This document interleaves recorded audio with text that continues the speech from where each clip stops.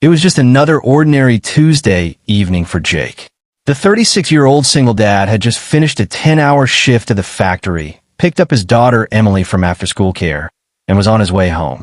Life hadn't been easy after his wife passed away 3 years ago.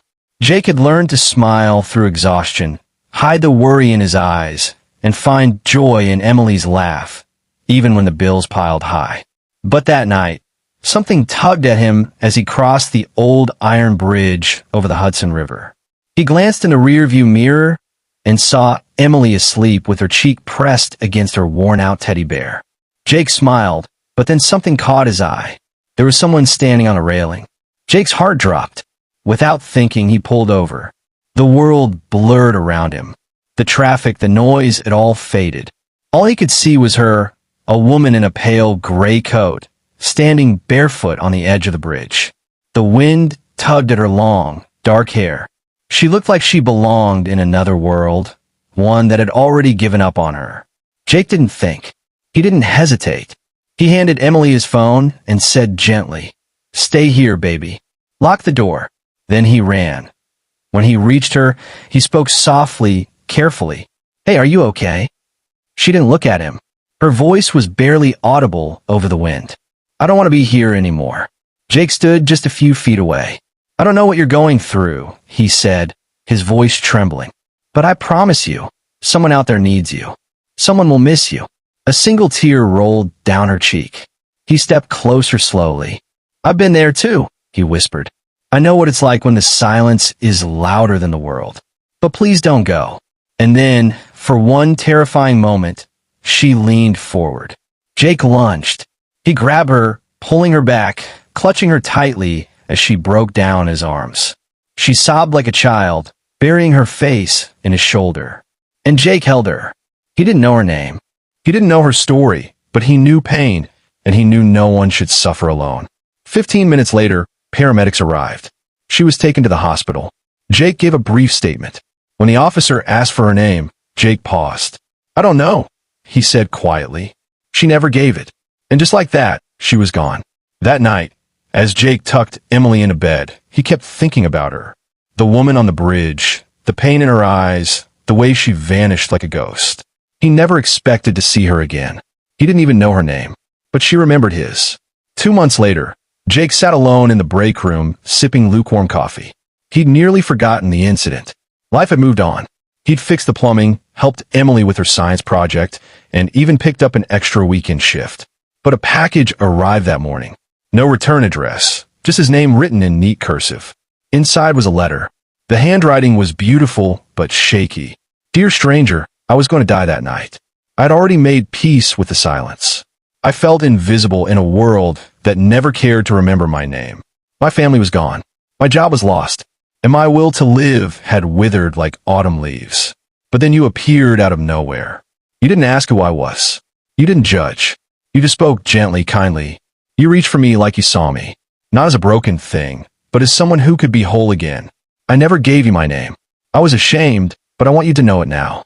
My name is Lena Rose Whitaker, and because of you, I'm still here." That night, after I was taken to the hospital, I spent 3 days in silence. But your words played in my head over and over. Someone out there needs you. I started therapy. I joined a support group. I even applied for a job at a local shelter helping other women struggling like me. But there's more. You mentioned your daughter, Emily. You said you wanted to stay alive for her. That moved me more than you'll ever know. So I did something. I found a way to locate you. Please forgive me. I wanted to repay your kindness in some small way. Enclosed in this package is a scholarship voucher for Emily's school. I used part of my savings and some donations I helped raise through the shelter. It's not much, but it's something because you saved me without even knowing my name. But now you'll never forget it. Forever grateful, Lena. Jake couldn't hold back the tears. His hands shook as he held the letter close to his chest. Emily walked in and asked, "Daddy, are you okay?" He smiled through tears. "Yeah, baby. I just got a letter from a friend." He never saw Lena again, but from time to time, he'd get updates from the shelter newsletter, a new counselor named Lena, helping women with trauma, speaking about survival, about second chances. Jake never forgot her name after that. And every time someone asked him why he believed in kindness, he'd tell them this story. 5 years had passed. Jake was 41 now, and Emily had just turned 11. Life wasn't luxurious, but it had found a rhythm, a kind of peace that only comes after surviving chaos.